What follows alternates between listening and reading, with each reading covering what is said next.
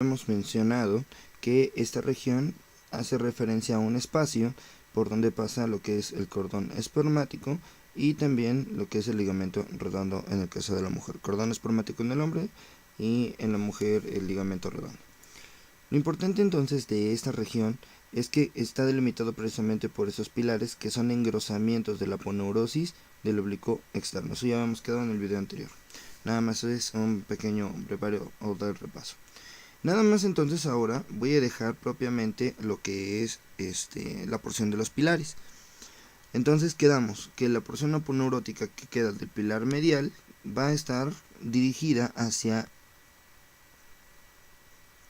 el coxal del otro lado. Entonces esta es la porción aponeurótica del pilar medial. Sin embargo, cabe mencionar que el pilar medial también tiene una contraparte que se dirige ahora hacia la parte posterior, pero del otro lado. Ese ligamento que va ahora hacia la parte posterior también llega justamente a recubrir parte de lo que es el oblicuo, pero por la parte posterior, solamente el pilar, no toda la aponeurosis. Muy bien. Este pilar se bifurca, se abre. Y este pilar le hacen referencia como un ligamento que se le conoce como ligamento reflejo. Lo voy a poner entonces de otro color. Lo que quiero que quede claro es que este pilar se le hace referencia como pilar posterior, procedente de lo que es la porción del pilar medial. ¿De acuerdo?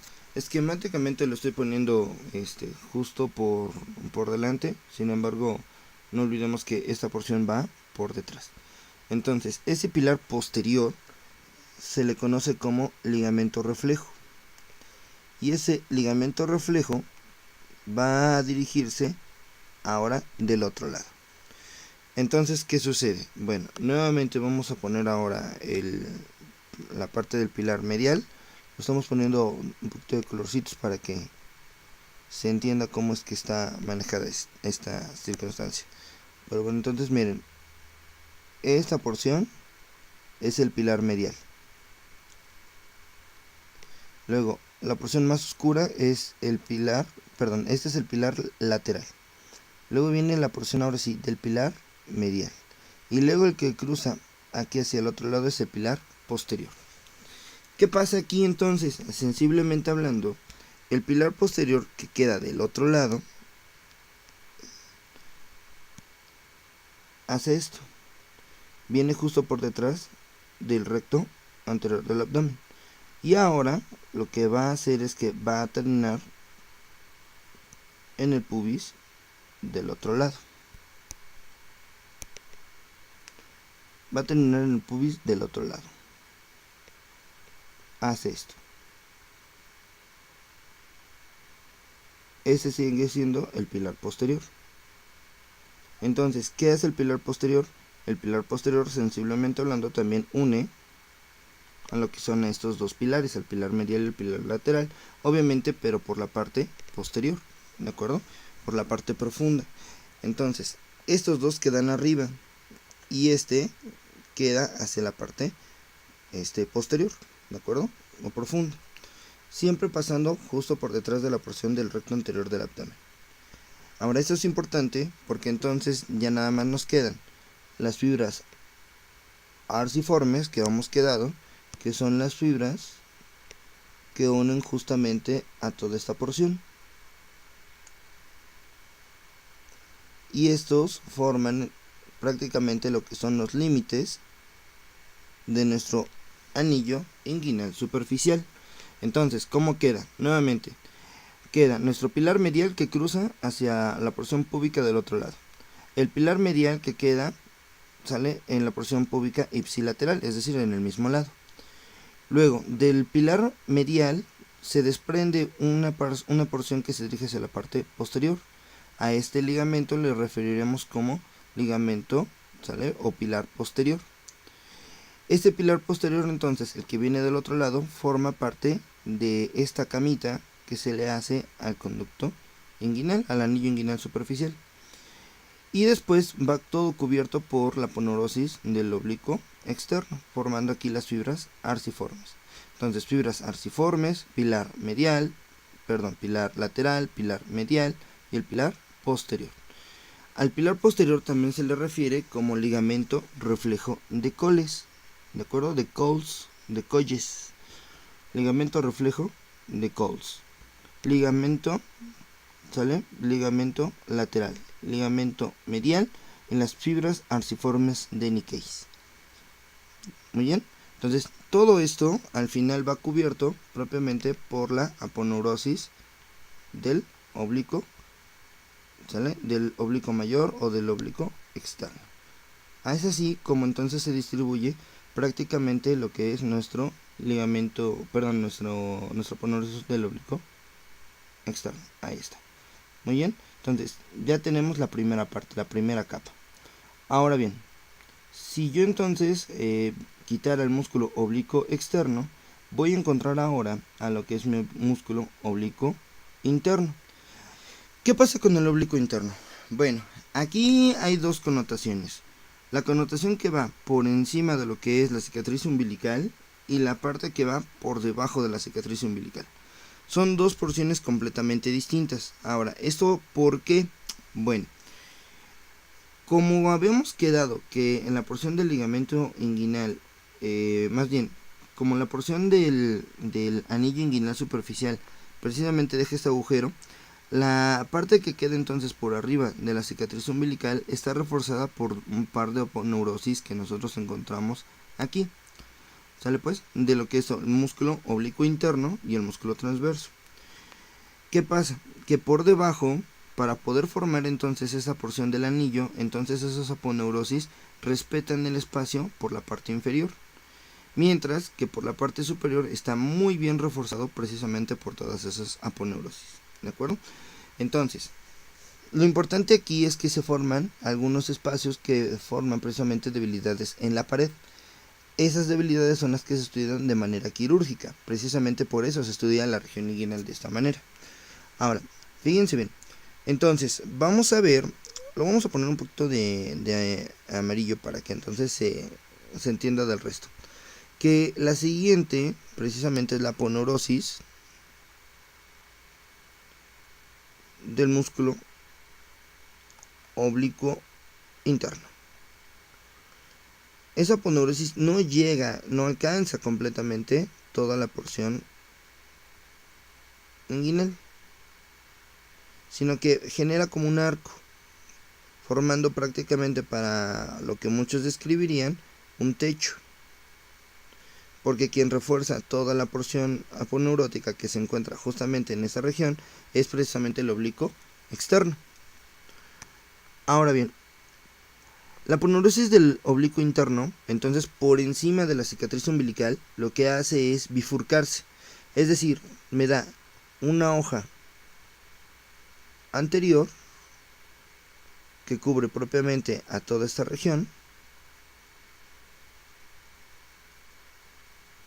y una hoja posterior que deja precisamente un espacio. Ahora, vamos a poner un poquito más oscura la hoja posterior. ¿Sale pues? Entonces la hoja posterior cruza nada más hasta acá. Ahora, ¿qué pasa entonces con la hoja anterior? La hoja anterior entonces lo que hace sensiblemente hablando es cubrir junto con la aponeurosis del oblicuo externo a todo el músculo. ¿Muy bien? Mientras que por la parte posterior esta región no está cubierta precisamente por esa aponeurosis.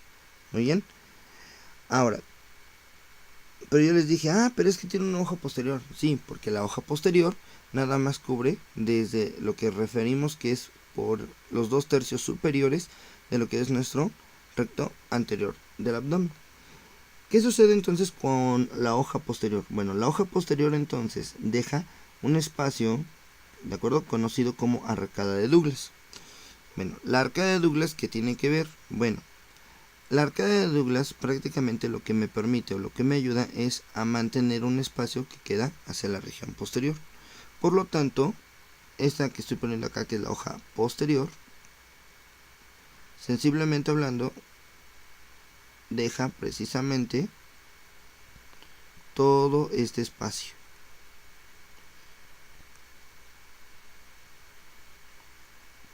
Ahora, tanto la hoja anterior como la hoja posterior, vamos a tanto quitar esto, vamos a regresar al dibujo original, eso es. Entonces, tanto la hoja anterior como la hoja posterior, la hoja anterior de lo que es mi oblicuo externo, entonces cubre prácticamente en toda su extensión, pero por la parte anterior a mi recto anterior del abdomen. Muy bien. Mientras que en los 2/3 superiores, la hoja posterior solamente alcanza a cubrir hasta acá.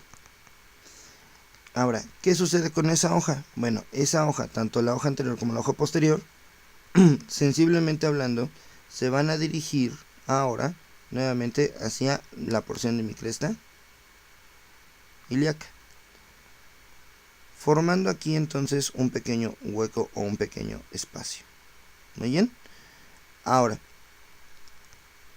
la parte que llega a cubrir de la región posterior, entonces tiene la característica de que forma algo conocido como la arcada de Douglas, que no es otra cosa más que el espacio que no queda recubierto por la aponeurosis del oblicuo interno de la parte posterior del recto anterior del abdomen. Y aquí entonces se forma una estructura aponeurótica que va a llegar justamente a nuestro ligamento inguinal.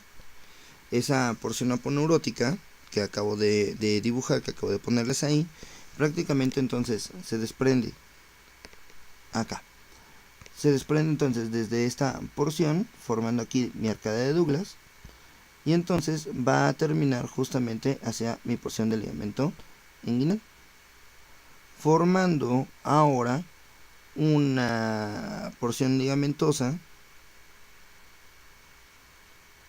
conocida, ¿sale?, como os inguinal. La os inguinal no es otra cosa más que el mismo, ¿sale? Todo esto que estoy dibujando acá no es otra cosa más que la hoja posterior, ¿sale?, de mi oblicuo interno. Muy bien. Ahora, pero esta hoja no va sola, no va de manera independiente, sino que también esta hoja se une propiamente ahora a la otra aponeurosis del siguiente músculo. El siguiente músculo que me queda es el músculo transverso del abdomen. Entonces, ¿qué sucede con el transverso del abdomen? Sensiblemente hablando, por arriba, el transverso del abdomen lo que va a ayudar o lo que va a hacer es cubrir por la parte completamente posterior, ¿ok? Por encima del ombligo, no se les olvide. Uno es por encima del ombligo y otro es por debajo del ombligo.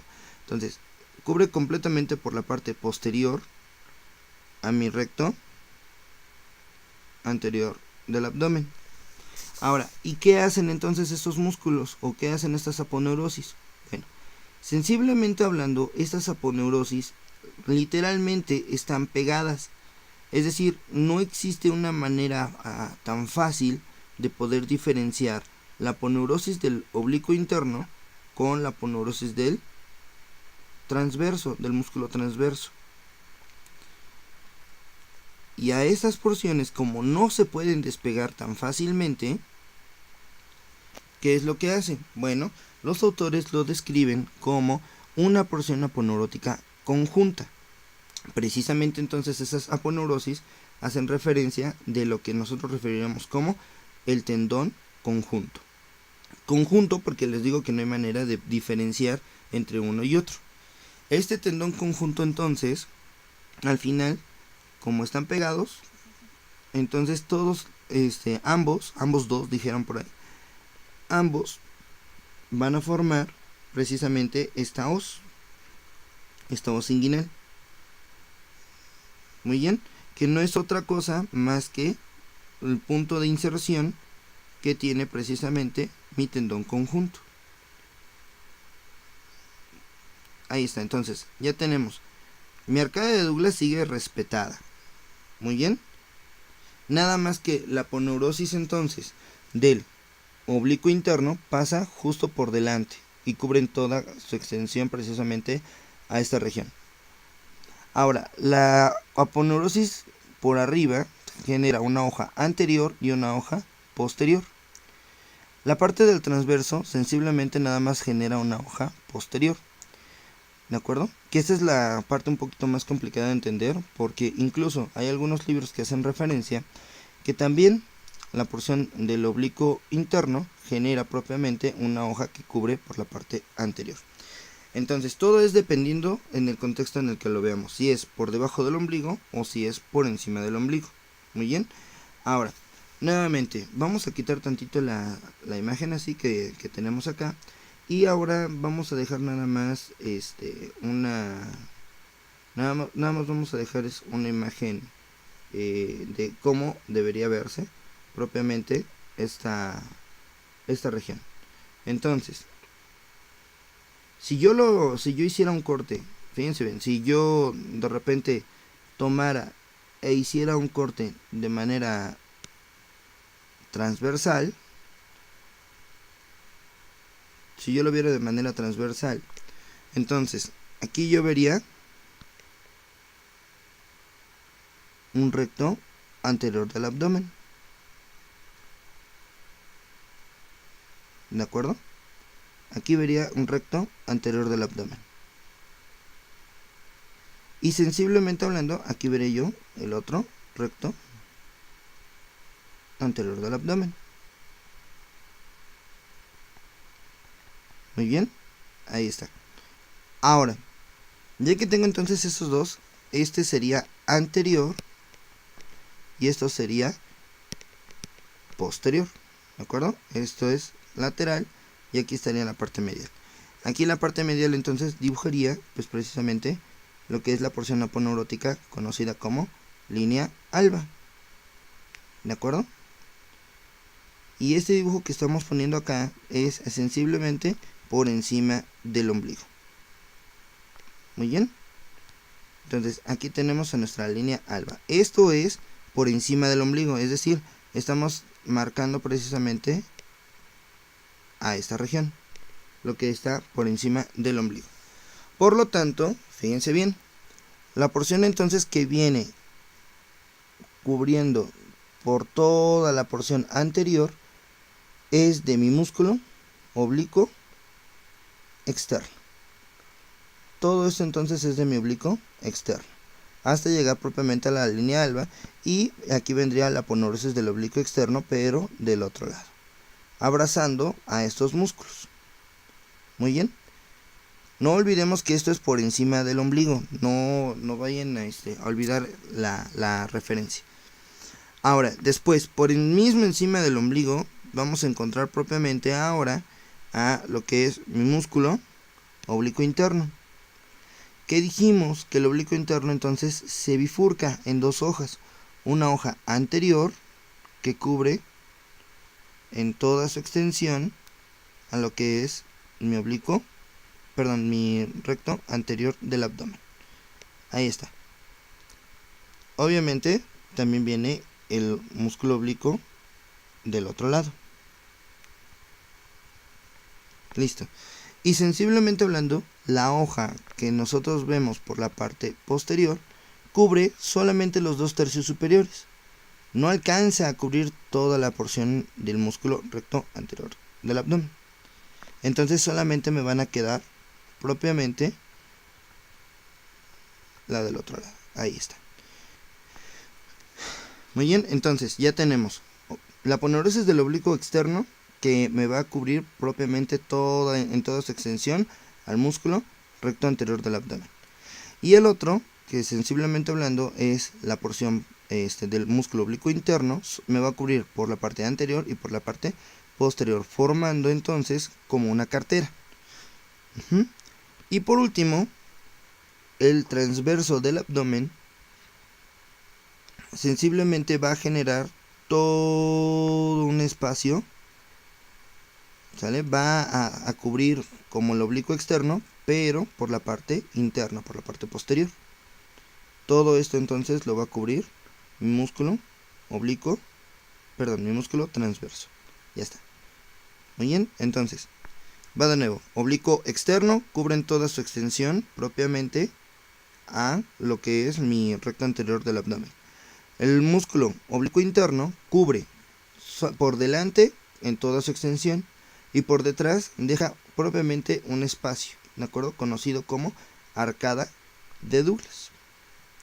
Muy bien, es una arcada que queda justo por la parte posterior. Entonces, ahora, fíjense bien, esto es por delante, digo por arriba de lo que es el ombligo. Por debajo del ombligo, ¿qué sucede con estas fascias? Bueno, lo mismo que nosotros estábamos observando hace un momento. Ahora, lo voy a poner aquí abajito. Nuevamente, aquí vamos a colocar a 1 y también vamos a colocar 2. Ahora, de la porción que estamos hablando es por debajo del ombligo. Muy bien, por debajo del ómfalo. Hablemos con propiedad. Pero por debajo del ombligo, por debajo del ómfalo, entonces ahora vamos a encontrar lo siguiente. Esta hoja que nosotros encontramos a este nivel, tiene la característica de que ahora nuevamente vamos a encontrar las mismas piezas, las mismas partes. Entonces, por encima quedamos que pasa mi músculo oblicuo externo, justo por aquí. Casi olvido poner precisamente la porción aponeurótica de la línea alba. Ahí está la línea alba. Muy bien. Ahora, luego, el que sigue, sensiblemente hablando, nuevamente es mi oblicuo interno. ¿Qué pasa a este nivel? Bueno, pues el oblicuo interno ya no se continúa su hoja termina nada más hasta la porción que dijimos que es la arcada de Douglas, precisamente en el tercio inferior. Entonces aquí ya no cubre en su totalidad a este músculo. Y por último, ahora viene el transverso. El transverso del abdomen, entonces, ¿qué es lo que hace? También ayuda a formar parte de lo que dijimos que es la carterita, donde está inmerso precisamente este músculo. Bueno, ¿qué pasa con el transverso? Bueno, el transverso por debajo del ombligo, sensiblemente hablando, también cubre por la parte anterior.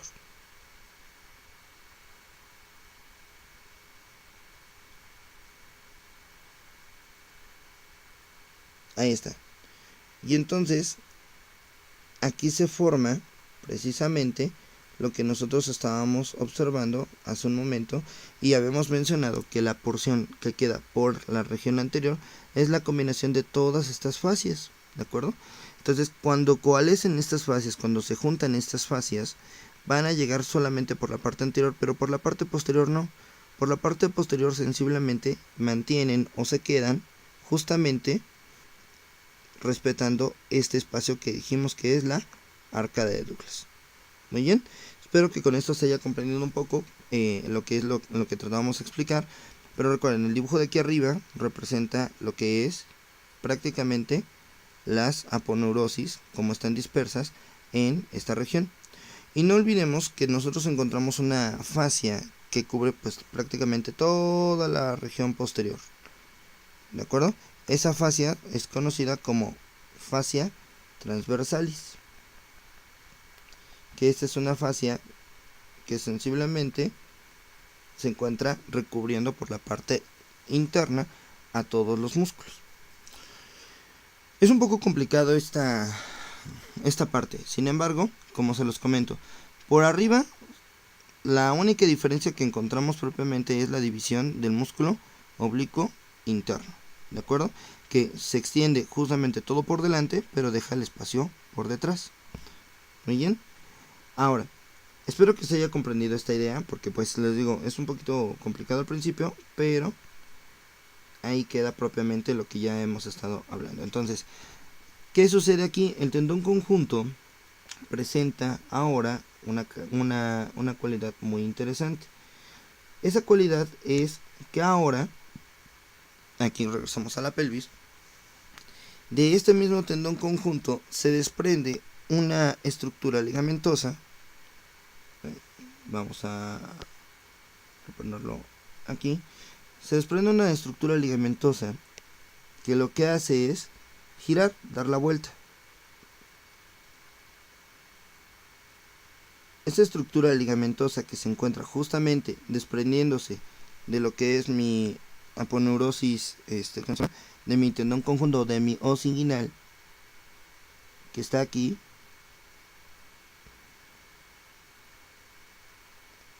es un ligamento que se encuentra entre las hojas. ¿Cómo un ligamento entre las hojas? Sí, viene de aquí arriba. Es más, lo vamos a poner oscuro porque si no, no se entiende. Viene de aquí arriba, se desprende de esta región y gira y hace esto. Este ligamento que hace precisamente este giro, esta vuelta, proveniente de la os inguinal directamente, se le conoce como ligamento que está entre las hojas. ¿Cómo que ligamento que está entre las hojas? Sí, entre las hojas del oblicuo interno y del transverso. Esas porciones nosotros le vamos a decir ligamento interfoveolar.